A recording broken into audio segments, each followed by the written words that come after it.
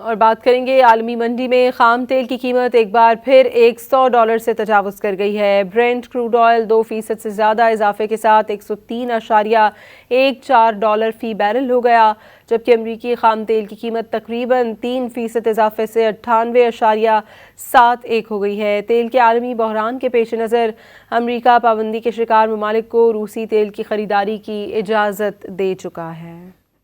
اور بات کریں گے عالمی منڈی میں خام تیل کی قیمت ایک بار پھر $100 سے تجاوز کر گئی ہے۔ برینٹ کروڈ آئل 2% سے زیادہ اضافے کے ساتھ $103.14 فی بیرل ہو گیا، جبکہ امریکی خام تیل کی قیمت تقریباً 3% اضافے سے 98.71 ہو گئی ہے۔ تیل کے عالمی بحران کے پیش نظر امریکہ پابندی کے شکار ممالک کو روسی تیل کی خریداری کی اجازت دے چکا ہے۔